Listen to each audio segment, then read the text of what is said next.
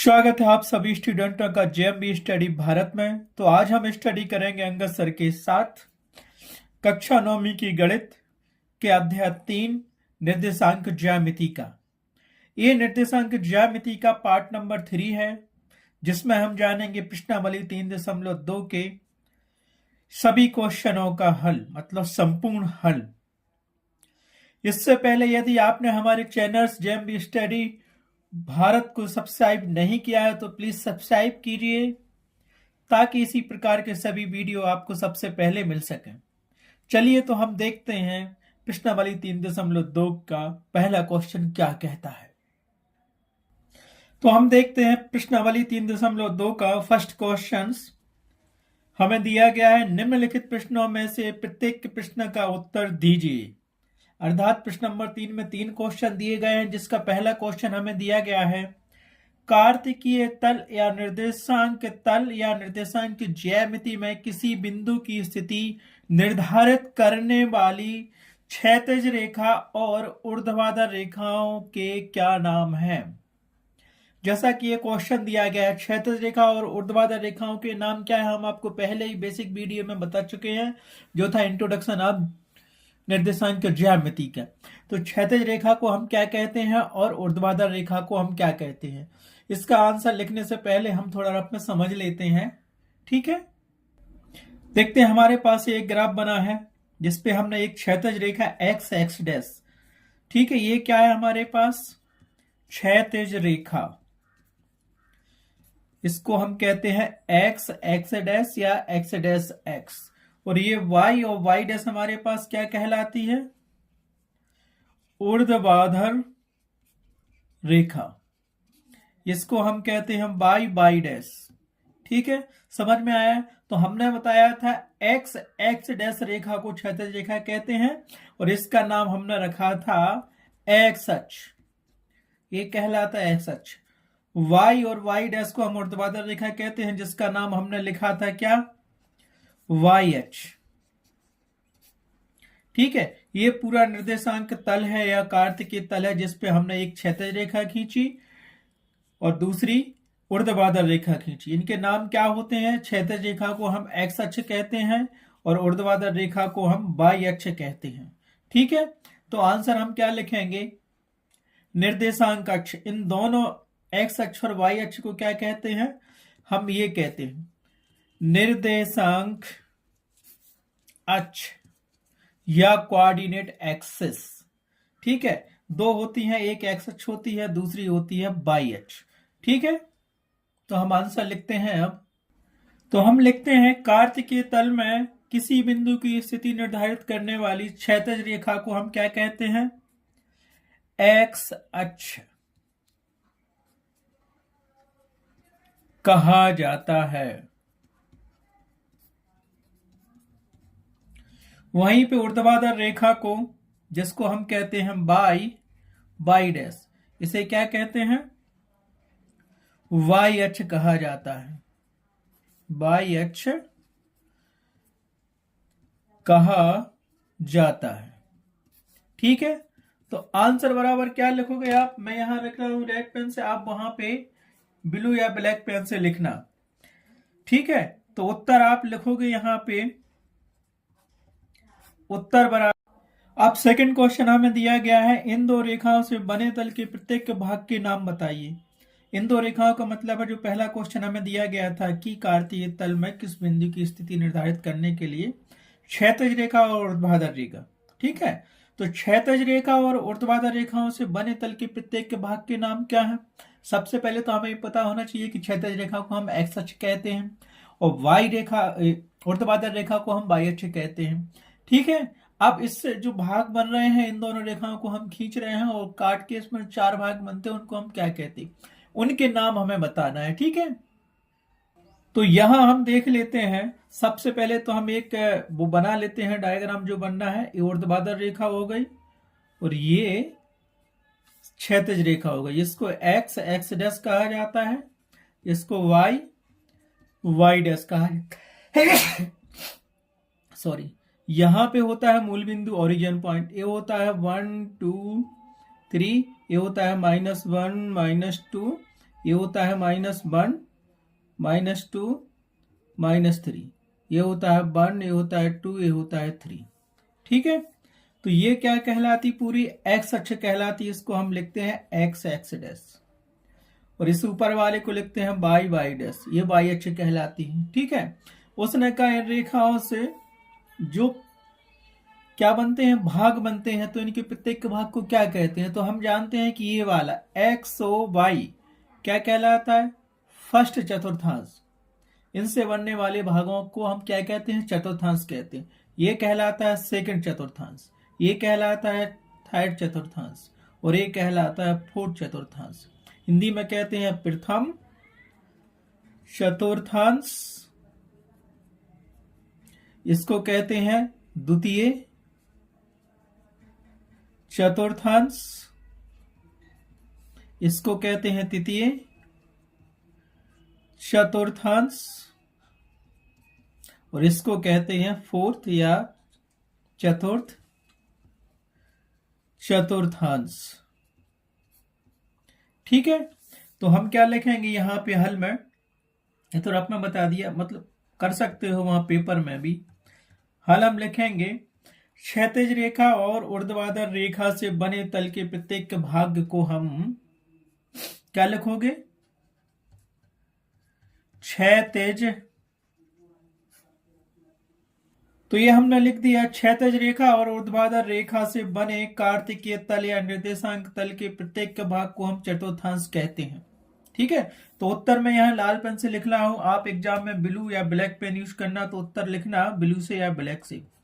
उत्तर बराबर लिखोगे चतुर्थांश। ठीक है, अब चतुर्थांश 4 होते हैं, प्रथम द्वितीय तृतीय और चतुर्थ चतुर्थांश। इस प्रकार से क्वेश्चन नंबर 1 का पहला क्वेश्चन कंप्लीट हुआ, दूसरा क्वेश्चन कंप्लीट हुआ। अब प्रश्न नंबर पहले का तीसरा क्वेश्चन क्या है वो हम देखते हैं।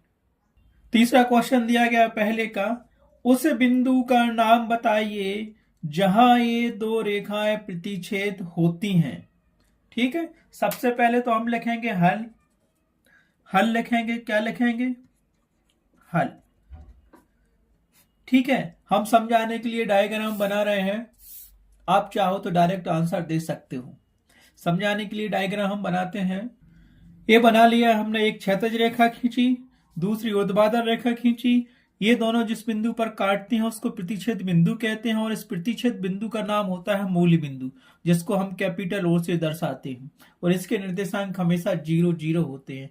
तो हम आंसर में क्या लिखेंगे, पहले तो हम लिख लेते हैं कि क्षैतिज रेखा और ऊर्ध्वाधर रेखा जिस बिंदु पर प्रतिच्छेद करती हैं उसको हम मूल बिंदु कहते हैं। तो हम देखते हैं, ठीक पहले का तीसरा क्वेश्चन, हमें उस बिंदु का नाम बताइए जहां ये दो रेखाएं प्रतिच्छेद होती हैं, उसे क्या कहते हैं। प्रतिच्छेद का मतलब होता है जहां ये दोनों रेखाएं एक दूसरे पर मिलती हैं या काटती हैं, उसे हम प्रतिच्छेद बिंदु का नाम, मतलब प्रतिच्छेद करती हैं जहां पे ये दोनों एक दूसरे को काट रही हैं, वही कहलाता है प्रतिच्छेद करना। तो हम उसे क्या कहते हैं, क्षैतिज रेखा तथा ऊर्ध्वाधर रेखा जिस बिंदु पर काटती हैं या प्रतिच्छेद करती हैं उसे हम मूल बिंदु कहते हैं। ठीक है, तो हमने उत्तर बराबर लिख लिया मूल बिंदु। ठीक है, मूल बिंदु को हम ओ से दर्शाते हैं और इसके निर्देशांक 0 0 होते हैं। इस प्रकार से क्वेश्चन नंबर 1 कंप्लीट हुआ। 3.2 का आप चलते हैं प्रश्न नंबर 3.2 के दूसरे क्वेश्चंस पर। तो प्रश्न नंबर दूसरा हमें दिया गया है, आकृति 3.14 देखकर निम्नलिखित को लिखिए। अर्थात कोई चित्र दिया गया होगा और हमें ये इनके मान निकालने हैं। पहला दिया है दूसरे का पहला, बी के निर्देशांक बताना है, दूसरा दिया सी के निर्देशांक बताना है, तीसरा दिया है निर्देशांक -3 -5 द्वारा पहचाना गया बिंदु क्या है। इसी प्रकार चौथा दिया है निर्देशांक 2, -4 द्वारा पहचाना गया बिंदु क्या है। इसी प्रकार दिया गया है डी का भुज क्या है, और नेक्स्ट क्वेश्चन दिया है बिंदु एच की कोटि क्या है। नेक्स्ट उसी में दिया है बिंदु एल के निर्देशांक क्या है, और नेक्स्ट दिया अंतिम दिया है बिंदु एम के निर्देशांक क्या है। मतलब एक हमें चित्र दिया गया है और हमें ये बताना है कि इनके मान क्या है, भुज क्या है, कोटि क्या है, निर्देशांक क्या है। तो पहले निर्देशांक हल करने से पहले हम इसको समझ लेते हैं। जैसे ऐसा लिखा होगा 2 3, तो इसका मतलब है ये कहलाया गया हमारा x का मान और ये कहलाया हमारा y का मान। ठीक है, यहाँ x लिखा रहता है, यहाँ y लिखा रहता है। अब जैसे उसने पूछ लिया भुज, भुज का मतलब होता है x का मान, y अक्ष से दूरी। उसने पूछा कोटि, तो कोटि क्या होता है हमारे पास, y का मान जो x अक्ष से दूरी होती है। ठीक है, आया समझ में। हमेशा निर्देशांक किस रूप में लिखे जाते हैं, x कामा y के रूप में। तो यहाँ x का लिखेंगे, यहाँ y का लिखेंगे। ठीक है, हम वो डायग्राम देखते हैं जो हमें दिया गया है। तो देखिए हमें ये डायग्राम दिया गया है, x x dash y y dash. यहाँ पे बिंदु दिए गए हैं, ओ ए के मूल बिंदु दिया है, ओ एक्स बराबर +1 +2 +3 एंड सो ऑन 7 तक लिखा है। उसी प्रकार ओ वाई बराबर 1 2 3 4 5 7 लिखा है, और ओ एक्स डैश बराबर -1 -2 -3 -7 तक लिखा है।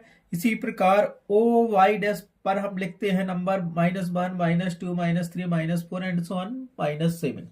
ये आकृति 3.14 है हमारे पास। इस पे बिंदु हमें दर्शाए गए हैं, जैसे यहाँ पे डी लिखा है, यहाँ पर एल लिखा है, ये बी लिखा है, ए एम लिखा है, ये एच है, और ये यहाँ पे ई है, ये जी दिया है, और ये सी बिंदु दिया है। इनके निर्देशांक हमको लिखना है। निर्देशांक लिखने के लिए हमने बता दिया कि वो पेयर में लिखे जाते हैं, जोड़े में। पहले एक्स का लिखते हैं, फिर वाई का लिखते हैं। ठीक है, तो पहले क्वेश्चन हमें क्या दिया गया था देखते हैं। ठीक, हमें दिया गया था पहला क्वेश्चन, बी के निर्देशांक क्या है, चित्र देख के बताना। आप चित्र में हम देखेंगे बी बिंदु कहाँ है, और निर्देशांक हमेशा किस रूप में लिखे जाते हैं, एक्स कामा वाई। तो यहाँ एक्स का मान लिखेंगे एक्स अक्ष वाला, और यहाँ वाई अक्ष वाला मान लिखेंगे।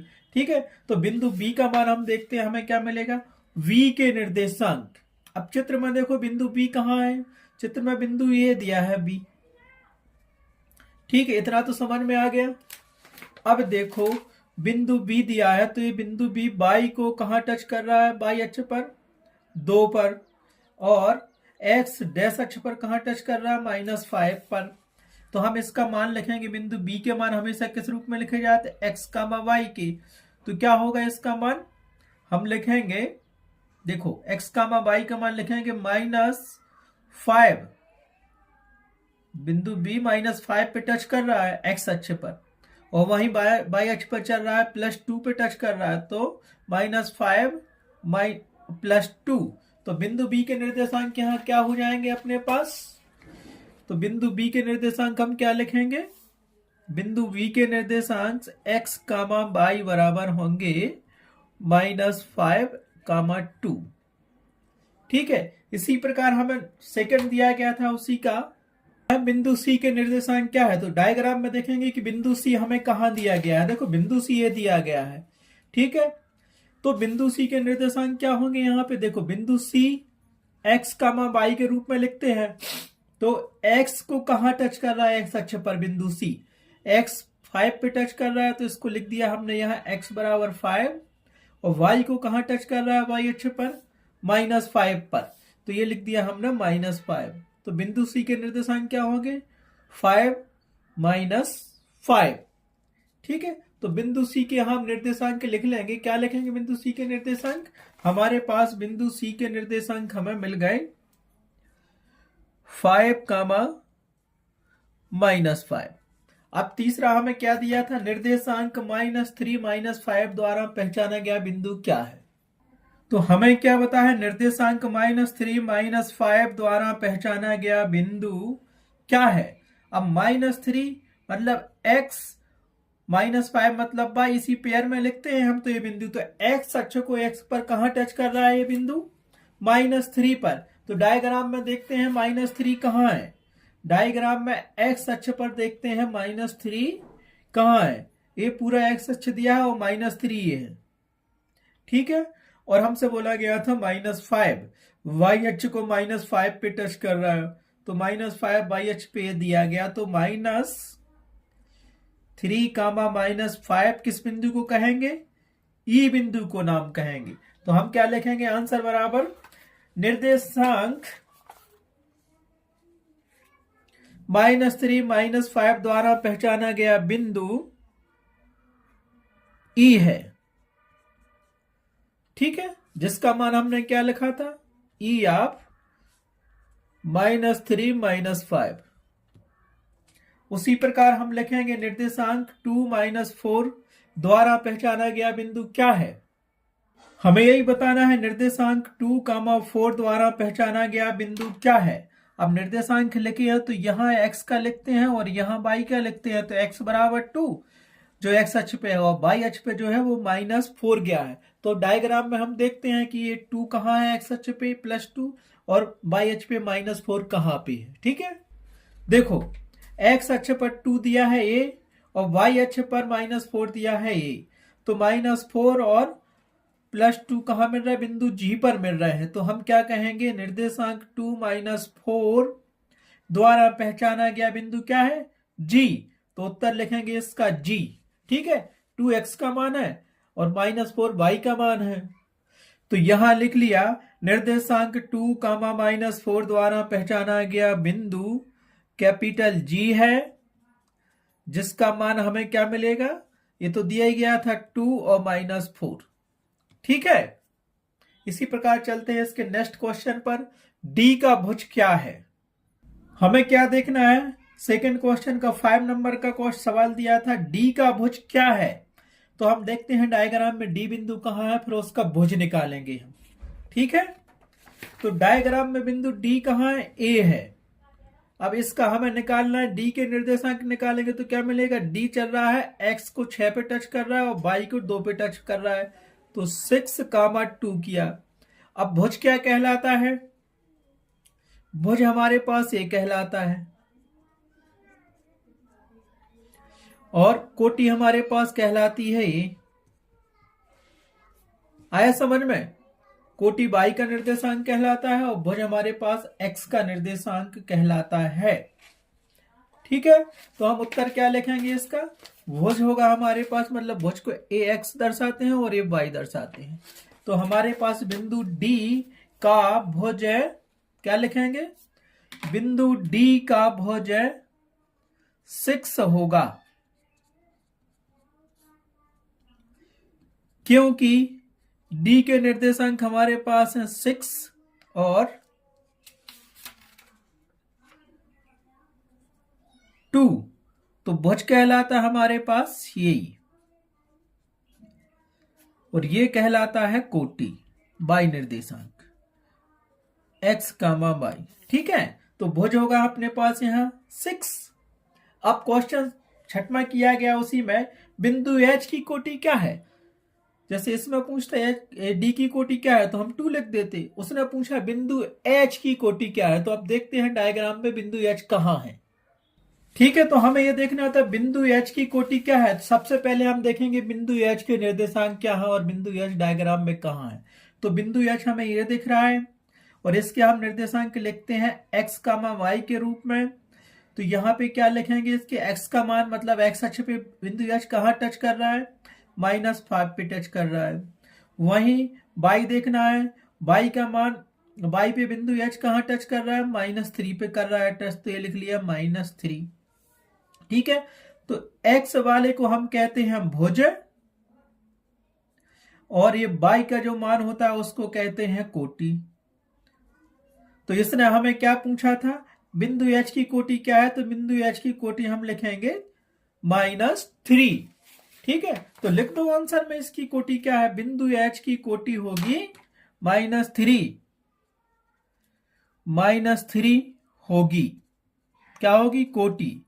क्यों, क्योंकि बिंदु एच के निर्देशांक हमारे पास क्या मिले थे, बिंदु एच के निर्देशांक हमें मिले थे -5, -3। आया समझ में, और ये कहलाता है x का मान, ये कहलाता है y का मान। इसको कहते हैं हम भुज और इसको कहते हैं हम कोटि। आया समझ में, ये भुज हो गया और ये कोटि हो गई। अब बिंदु, ठीक है, तो उसने पूछा बिंदु h की कोटि क्या है, तो -3 होगी। ठीक है, अब चलते हैं इसी का दूसरे का 7वें नंबर का क्वेश्चन। हमें क्या दिया गया है, बिंदु L के निर्देशांक क्या है। हमें क्या बताना है, बिंदु L के निर्देशांक। तो डायग्राम में देखते हैं सबसे पहले बिंदु एल कहाँ स्थित है, एक्स पे कहाँ टच कर रहा है बिंदु एल और वाई पे कहाँ टच कर रहा है बिंदु एल। अपना डायग्राम है और बिंदु एल कहाँ टच कर रहा है, पहले तो बिंदु एल ढूंढो कहाँ दिया गया है, बिंदु एल हमें ये दिया गया है, ठीक है। और बिंदु एल के निर्देशांक x कामा y के रूप में लिखेंगे। तो बिंदु एल y को कहां टच कर रहा है, देखो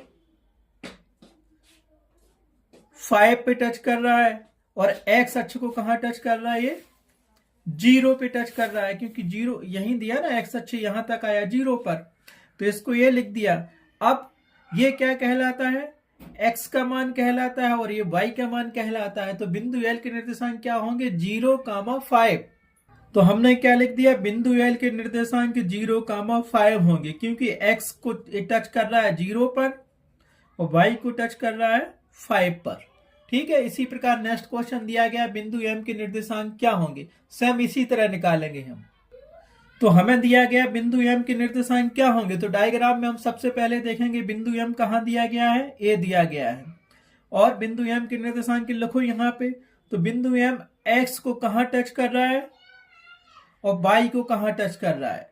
तो देखो ए x डैश दिया है, x डैश पे बिंदु m स्थित है, तो ये कर रहा है x को -3 पर और y कहाँ दिया, y को यहां से चलेंगे तो ये 0 से ऊपर गया तो यहाँ 0 पे टच कर रहा है, ठीक है।